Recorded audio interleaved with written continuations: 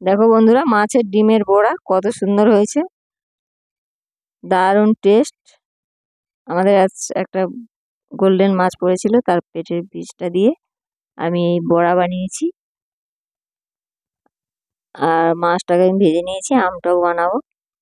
দেখো, এই বড়া বানানোর জন্য আমি কি কি উপকরণ নিয়েছি।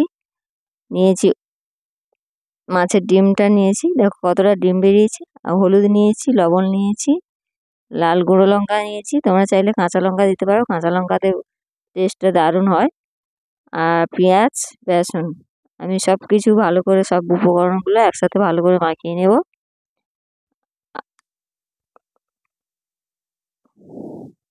সব উপকরণ আমি একসাথে ভালো করে মিশিয়ে নেব। আর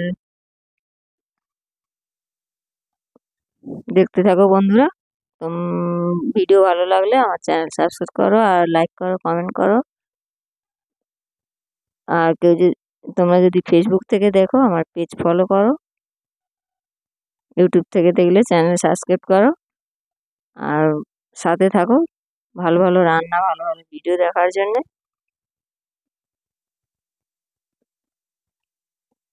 দেখো আমি মেখে নিয়েছি কিভাবে।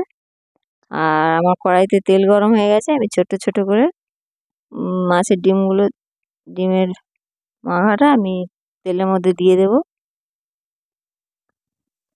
আর ভালো করে আমি সবগুলো দিয়ে দেখো উল্টে পাল্টে ভালো করে ভেজে নেব, একদম লাল করে। দারুণ টেস্ট বন্ধুরা। দেখো আমার বড়া সব ভাজা হয়ে গেছে, একদম রেডি।